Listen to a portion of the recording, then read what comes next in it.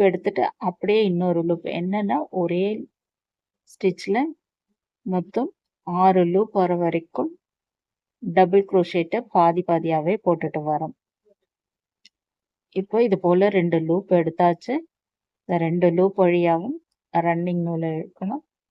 இப்போ 5வது தடவை அதே ஸ்டிச் வழியாக ஊசியை உள்ளே விட்டு ரன்னிங் நூலை மேலே இழுக்கும் போது 2 லூப் கிடைக்கும்.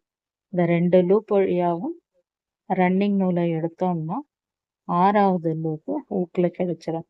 6 லூப் கிடைச்ச பிறகு ரன்னிங் நூலை இந்த 6 லூப் வழியாகவும் எடுத்தோம்னா 2வது பபிள் ஸ்டிச் கிடைக்கும்.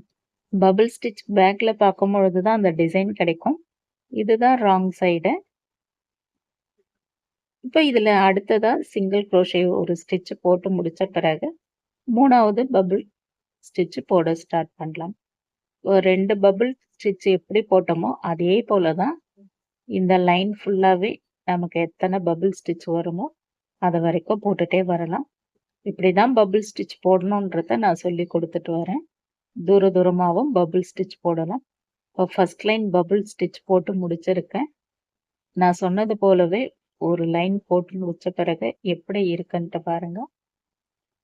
இப்போ கடைசியாக இருக்கிற இந்த ஸ்டிச்சில் ஒரு சிங்கிள் குரோஷே போட்டு முடிச்ச பிறகு அடுத்த லைன் ஸ்டார்ட் பண்ணுறதுக்காக 3 செயின் ஸ்டிச் போடணும்.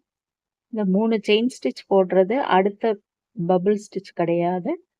3 செயின் ஸ்டிச் போட்டு முடிச்ச பிறகு